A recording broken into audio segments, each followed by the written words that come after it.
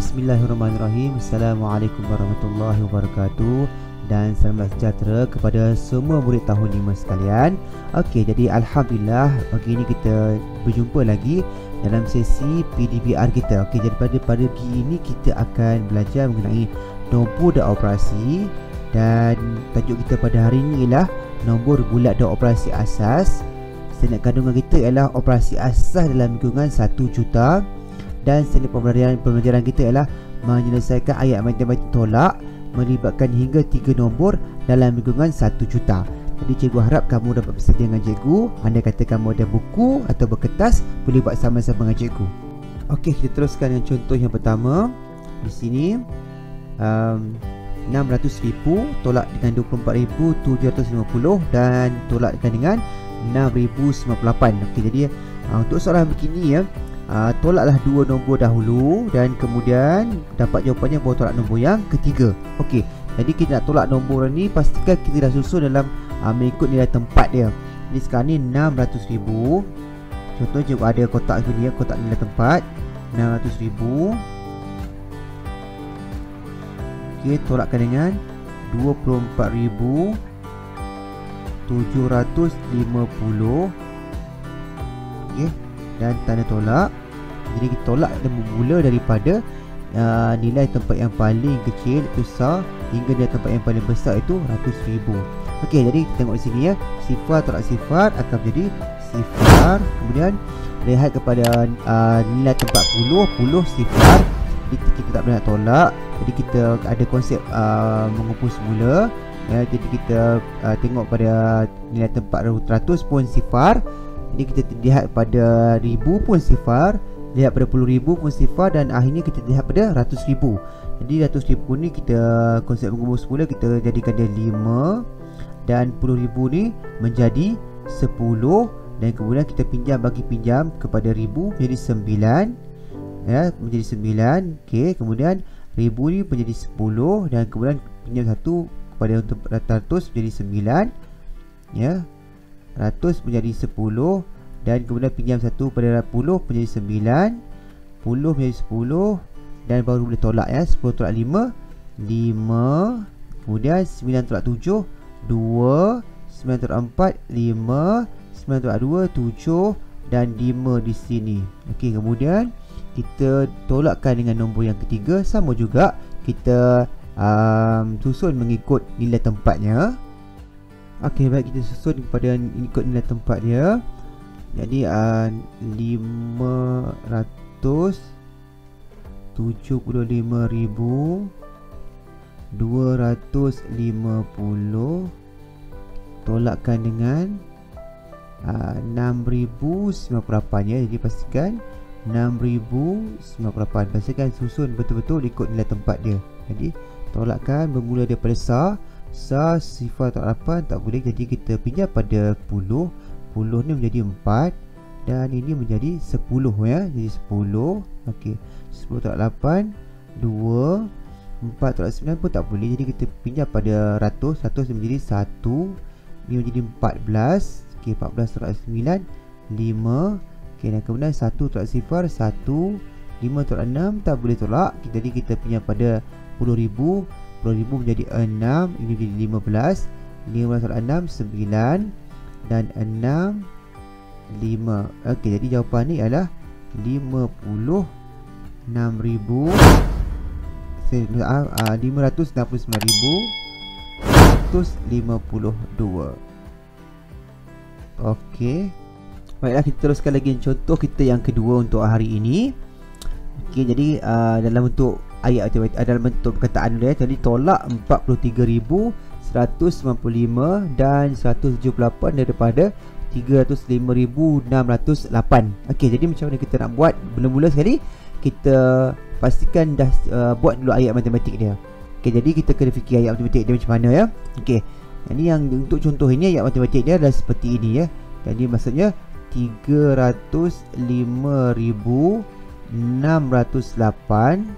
Okey, tolak dengan 43,195 tolak dengan 178. Okey, jadi cikgu harap kamu berhati-hati dalam menulis ayat matematik ya. Sebab kalau silap ayat matematik, silaplah operasi tersebut, silaplah pergerakan tersebut ya.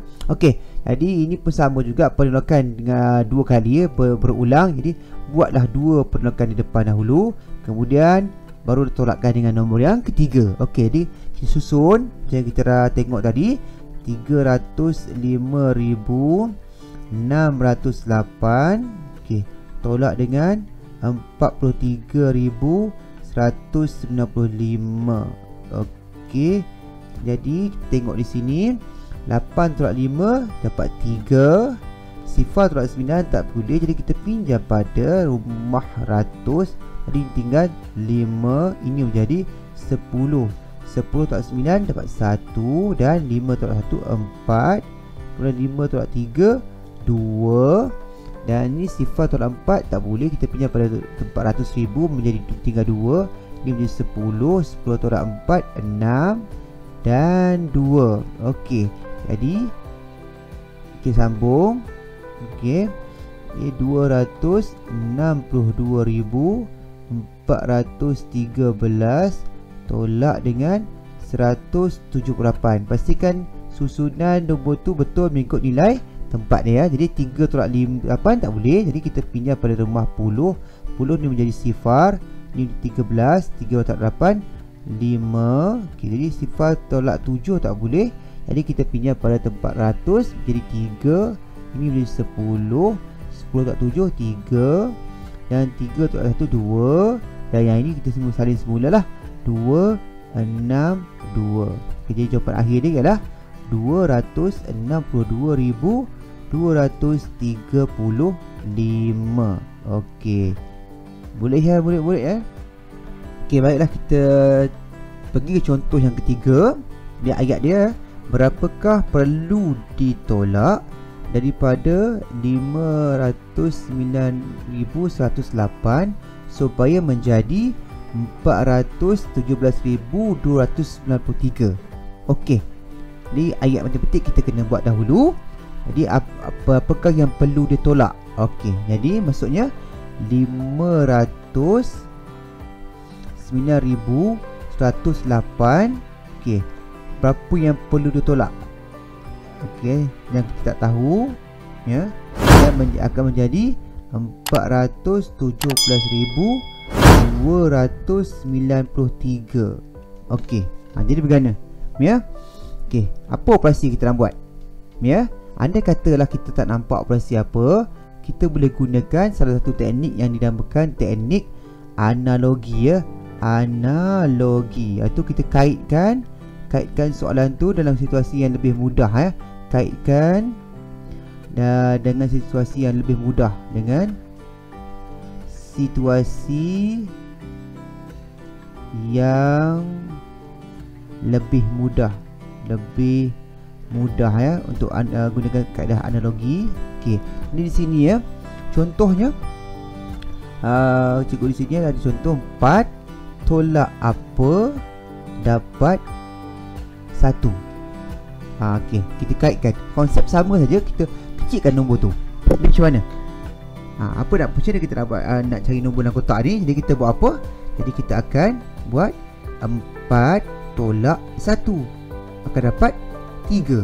Jadi maksudnya nombor yang dalam kotak tu adalah 3. Yang mana kalau kita gantikan 3, 4 tolak 3 dapat 1. Selesai bersebab ini. Jadi kita boleh gunakan kaedah tersebut untuk mencari penyelesaian untuk soalan yang di atas itu ya. Jadi maksudnya apa kita nak buat?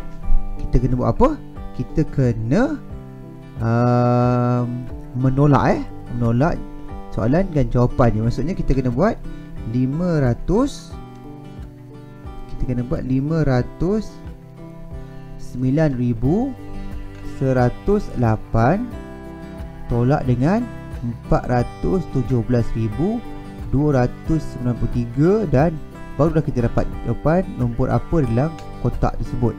Okay, jadi macam biasa, tukarkan susun dalam bentuk lazim. 509,108 tolak 417,293. Okey. Okey, dan tolak macam biasa. Ya, kita tolak macam biasa. Okey, 8 tolak 3 dapat 5. Sifar tolak 9 tak boleh, kita punya pada rubah ratus. Ratus ni menjadi sifar, dan ini menjadi 10. 10 tolak 9 1. Sifar tolak 2 tak boleh, jadi kita punya pada 9. 9 ni akan menjadi 8. Ini akan jadi 10. 10 tolak 2 8. Dan 8 tolak 7 1. Sifar tolak 1 tak boleh, jadi kita punya pada 4 menjadi 10. 10 tolak 1 9. Dan 4 tolak 4 sifar. Maksudnya nombor yang ada dalam kotak tu ialah 91,815.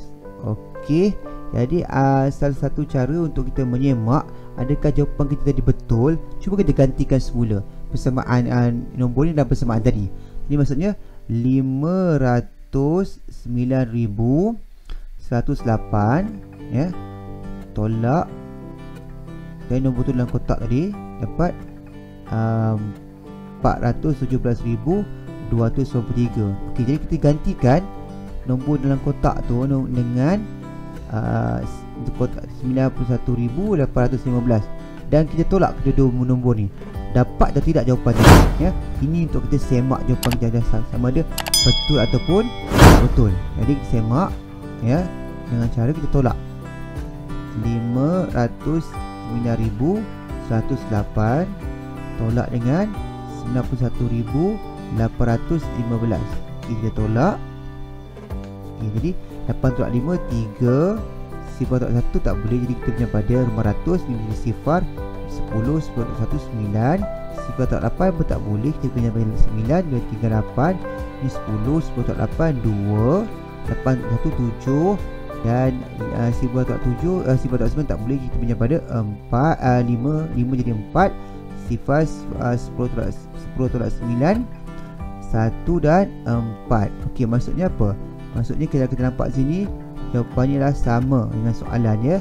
Sama, bermakna pengiraan tadi kita dah betul. Maksudnya jawapan ni ialah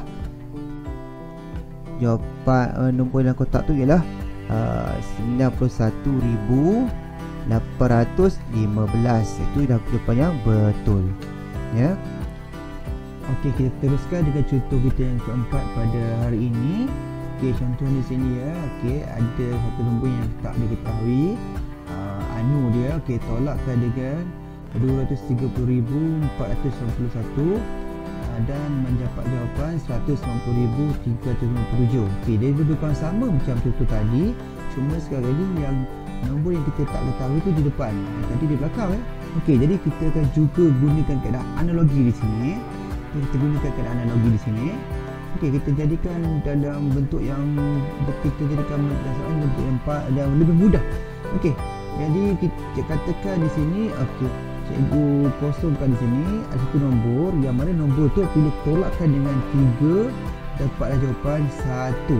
Okey, jadi apa nombor tersebut? Macam mana kita nak buat nombor tersebut? Jadi apa yang kita buat, kita akan tambah kedua nombor ni ya, tambahkan.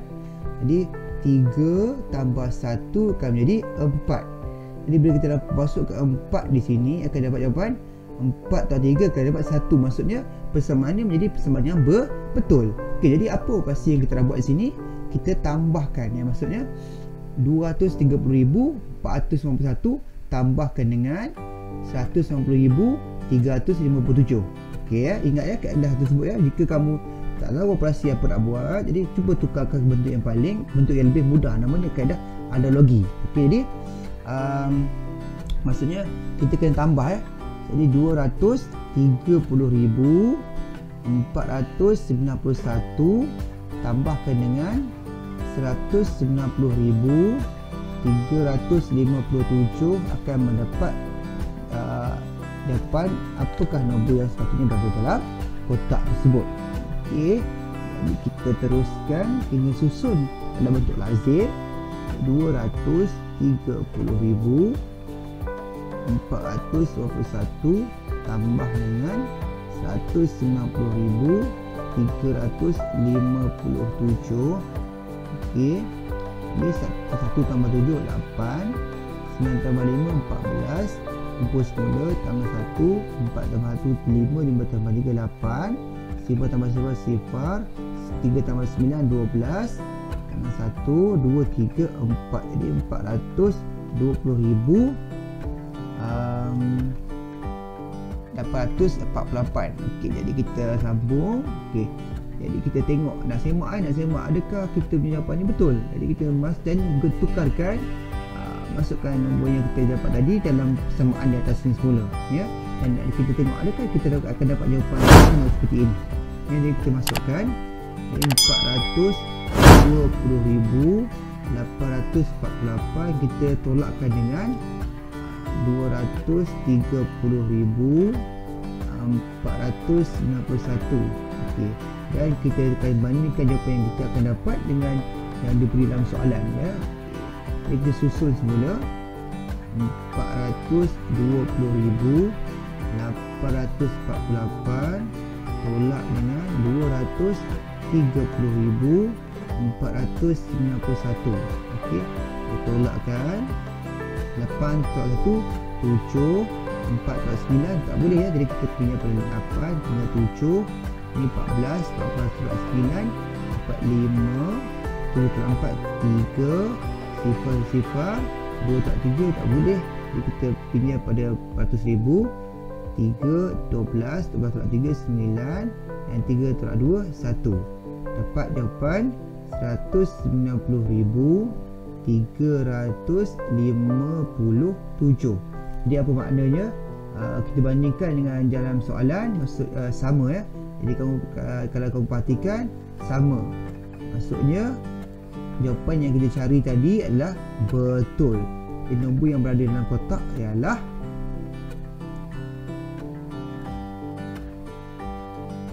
420,848, ya. 420,848. Okey. Okey, jadi tamat sudah sesi PDPR kita pada hari ini. Okay, di ruangan description cikgu ada bagi bautan soalan.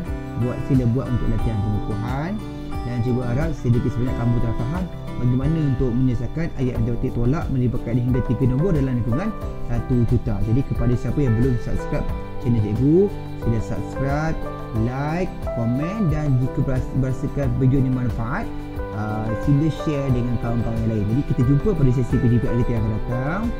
Stay safe, stay at home. Jadi assalamualaikum warahmatullahi wabarakatuh dan bye bye.